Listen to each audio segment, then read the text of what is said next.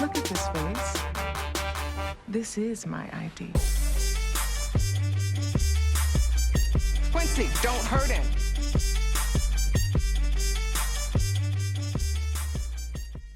So hi, I'm Brittany. And I'm Jamie with Cempst, and we're live in the Haven. Today we have the beautiful and accomplished actress, mentor, entrepreneur, and wife, Angela Robinson. Hello, thank you for joining us. Thank you. Happy to be here.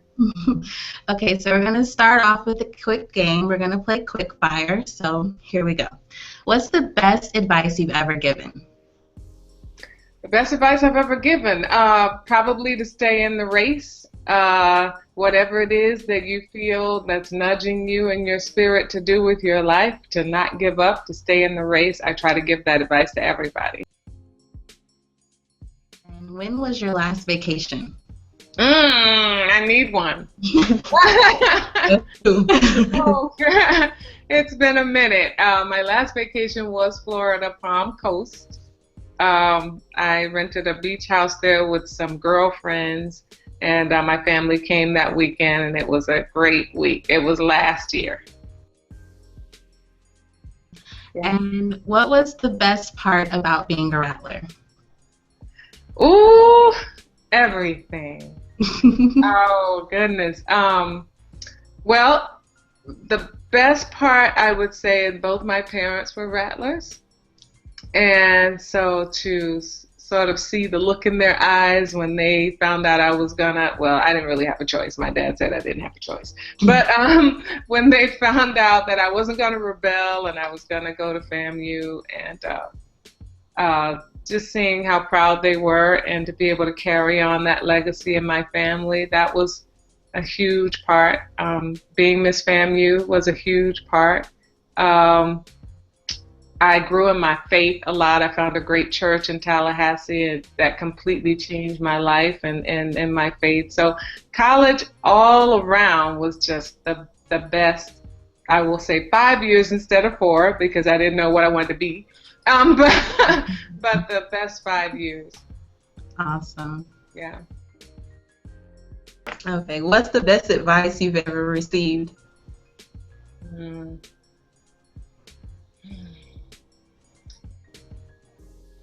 Probably to, the Bible verse that says, "Seek ye first the kingdom of God," and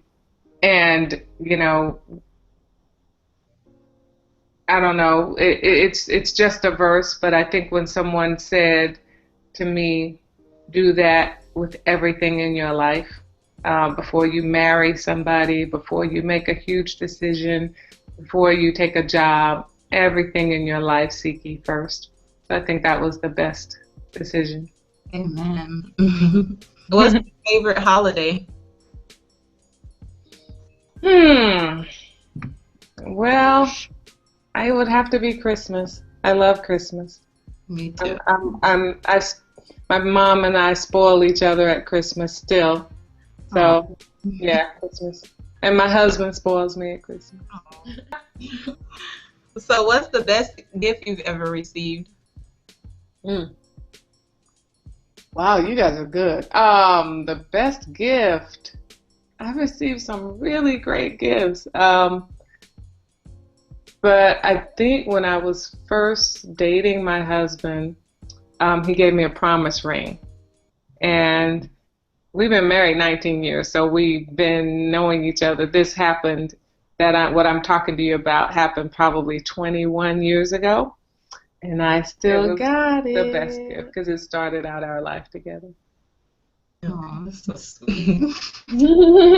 What is one thing that the world needs less of? Judgment.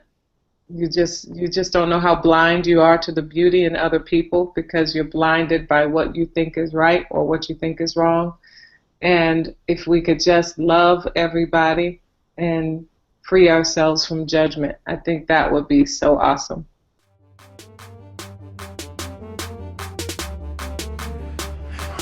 Diana, Maxwell, Kendra, David, Angela, Crystal. That's your whole family. If you don't let me go, I will kill them all. Now let me go. Veronica. Okay. This. I want you.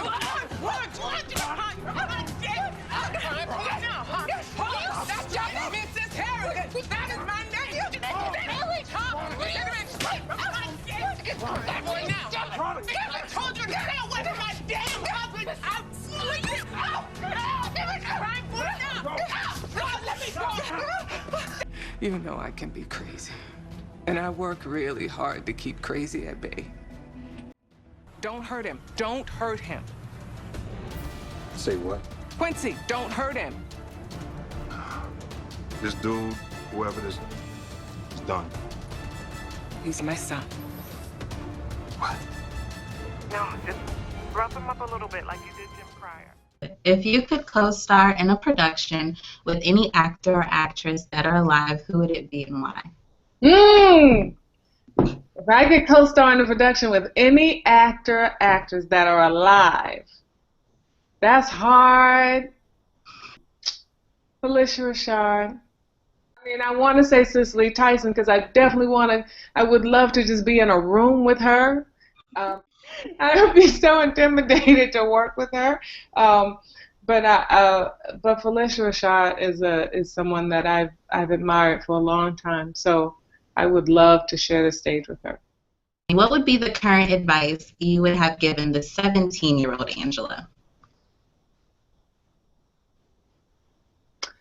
Wow, that one makes me emotional.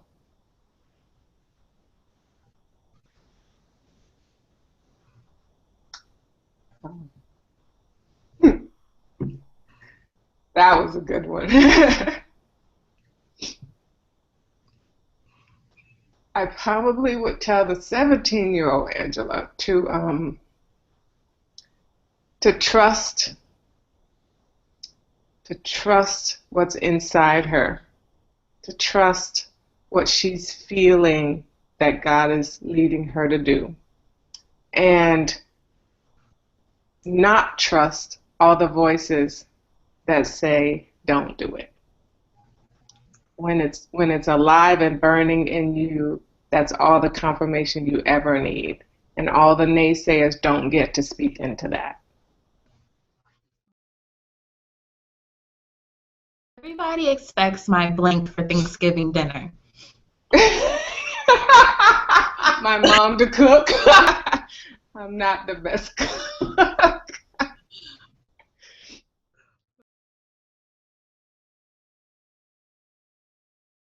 Whatever you think you came in here to do, it'll be the last thing you do to anyone. Now get out of here and do what the hell I set you free to do. Stinking up my $1,200 sheets with your thug-ass mess. Get out of my damn house. My favorite candy or treat is? My favorite treat is anything with brownies and ice cream. And that's like my husband said, "You just had that yesterday." I said, "Well, I want to taste theirs." I want to taste theirs. Okay. And my biggest pet peeve is? Oh, people who are mean to old people, who are impatient and need to go. They have no respect for the fact that they're gonna be that slow one day. Yes. And women should be blank, not blank. I don't have no problem with women. Women should be fearless, not afraid. And I know you just said one, but women should be bold and not timid. Awesome. Thank you so much for playing Quick Fire with us. We feel like we got to know you a little better. I guess so. I broke down. So Brittany and I were dying to know, when did you know you wanted to act?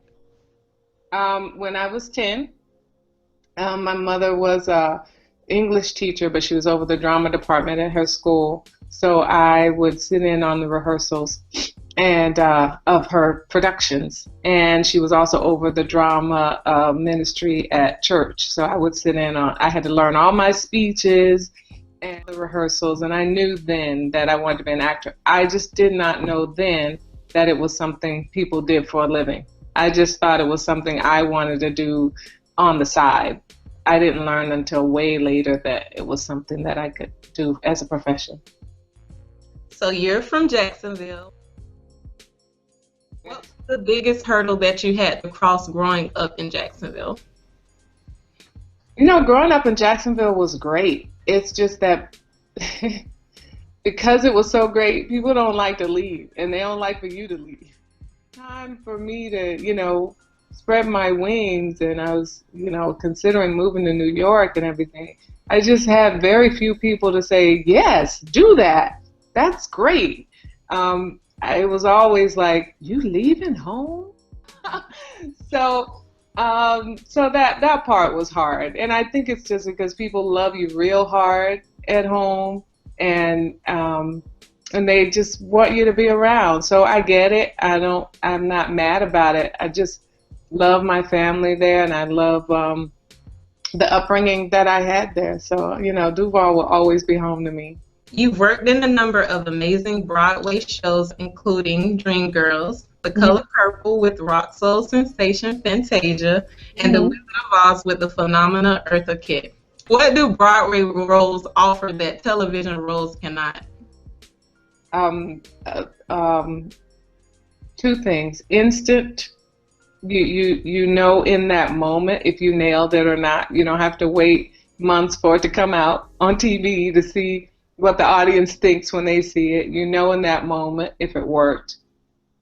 Two, whatever happens on that stage, that's the end of it. It's done. In television, you do it, and then the editors take it and they edit it, and they can sort of edit the story in a different way than you meant for it to be. But it's not in your hands. It leaves the actor's hands after you do it. It goes to the editor, and then it goes to the network, and they decide what scenes that are going to show and all of that. So on stage, it's just final. The actor's part of the work is more final. And you do it every night, but you get to do it over and over again, and you get to make it fresh every day. So stage is my heart. Okay, you're such an accomplished actor. You faced a lot of obstacles and come so far. What is your current insecurity? You knew it, this? Because you asked good questions. Best questions I've had in a long time.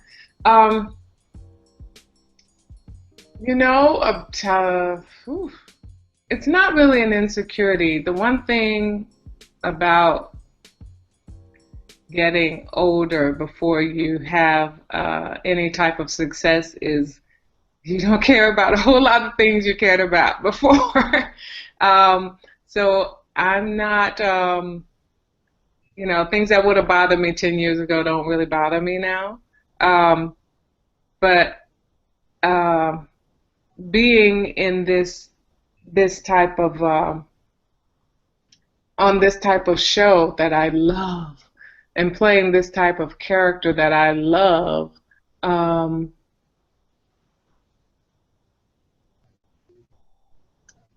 just want to be sure that it's clear that I'm acting, that she is not me and I am not her. But I love playing her, and that it is a joy. So, but that's not really an insecurity. It's just something I think about a lot. What am I insecure about? My butt, like every other woman.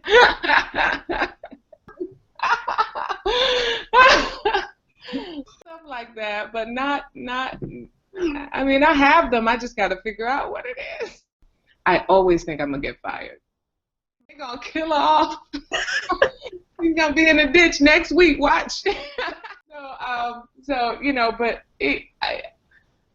I know that's in God's hands too. I'm just having such a good time. And for the first time, it's not laced with a whole slew of insecurities. But I do have fears, just like everybody else, and all of that. But it's It's not like it used to be. So I'm gonna hold on to my victory on that. That's growth. That's Uh, growth. it is growth. I'm gonna ask my husband because he'll say, you always think the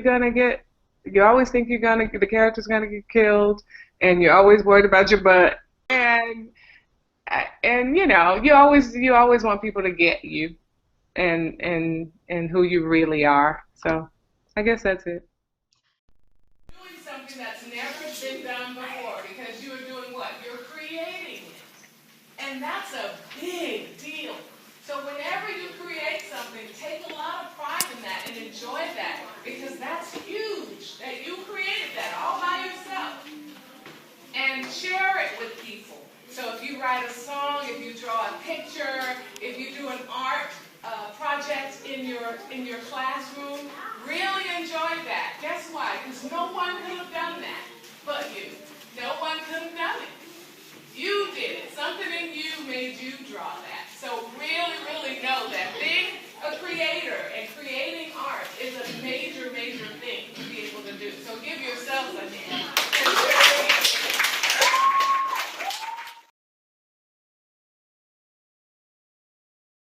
In general, I try to be a little softer. Okay, what do you do for solace, comfort, or peace of mind? Mm. Uh, I pray, I meditate. I love the water. Anytime I can get to the beach, I do that. And um, a little over a year ago, I went to a silent retreat. One of the best things I've ever experienced. 3 days of not speaking, and it was at a monastery, so it was pretty much just prayer and talking to God for 3 days. So I'm gonna do that again. That was total silence and solitude. So yeah, it's great. With your busy schedule, how do you keep things sweet and fresh with your husband? Mm, 19 years, girl. It just gets better. I mean, we're both actors. My husband is an acting coach and a teacher, so he gets me and I get him. And we try to have dates and all that stuff, but we're just really best friends. We just like being together all the time. We work out in the mornings together. Um, we talk about our work. He watches the show he watched last night and laughed at me the whole time. And I think we just really like each other. And he keeps me laughing. Okay, creative writing and art programs provide a safe outlet for the youth to cope with any insecurities while perfecting their talents and crafts. How important is it for schools and community centers to keep the programs alive? That's so important. Statistics show that kids who study art, any type of art, do better in school. They learn a discipline, they learn creative thinking, they learn all sorts of things that they need to succeed in life. Not just to succeed through school and to make good grades, but to succeed in life. So anytime there's the financial problem, anytime schools run out of money, they want to cut the art programs, and that is so dangerous. It's necessary, and so it takes people like you, people like me to keep, waving the flag for the arts, so that these kids don't go through school not being exposed to creative writing, not knowing how to express themselves with a pen. That sometimes is the only therapy you have, is to write your thoughts, So I'm a big advocate of that, and I'm hoping to be able to even support it more as time goes on.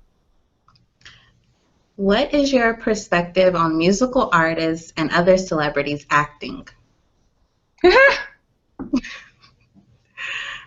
Hey, I say go,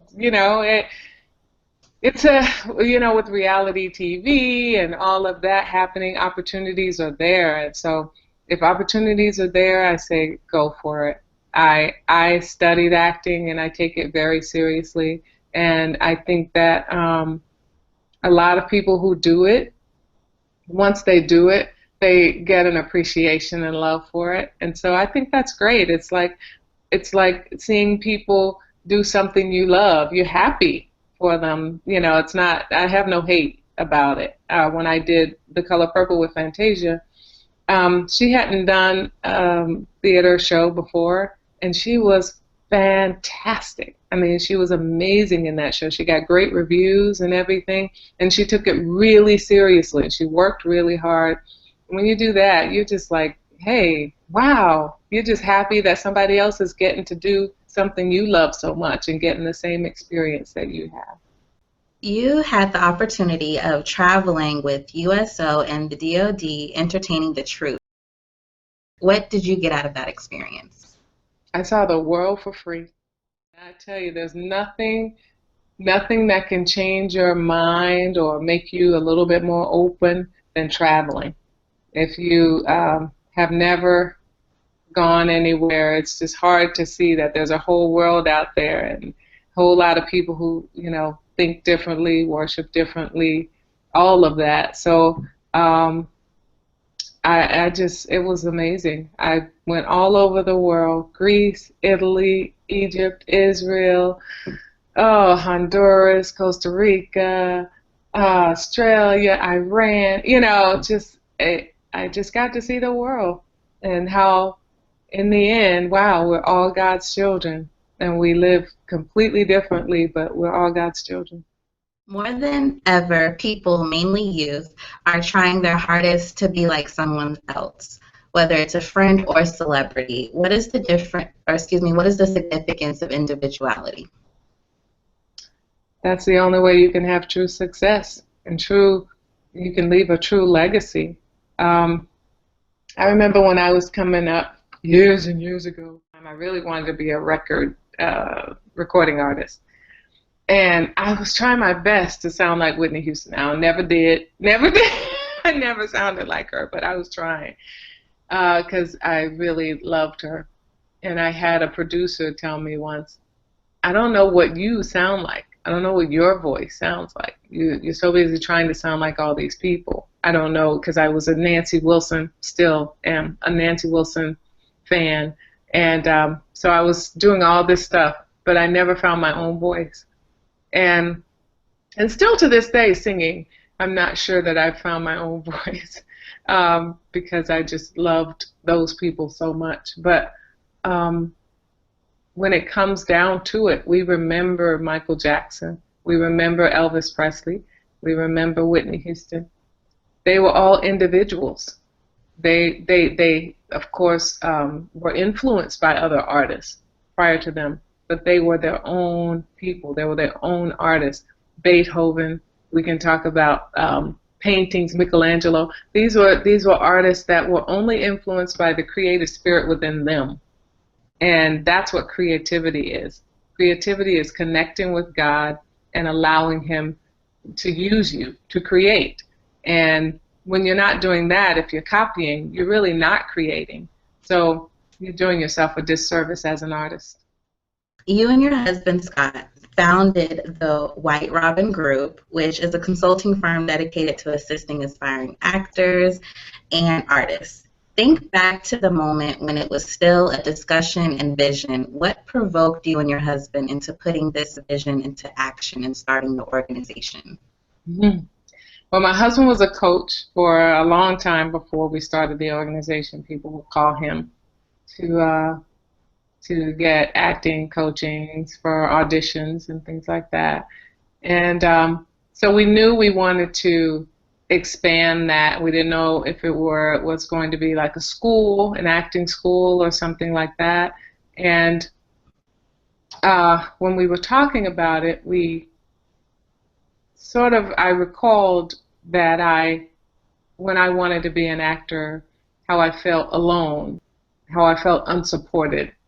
And while my parents were great, they just didn't understand it. So they wanted what they thought was better for me. So I told him I wanted to do something that could be an encouragement to artists in general, not just actors. What would you like your collection of work to ultimately represent? Specifically, a wide genre, to be able to go from theater to television to movies seamlessly is my dream. To be able to do it all, that would be my dream. Just a beautiful thing what you and your husband Scott are doing. We just really appreciate your time. Thank you. I can't wait to meet you when I come. You have a good day, okay? Okay, you as well. God bless. God bless you. Bye.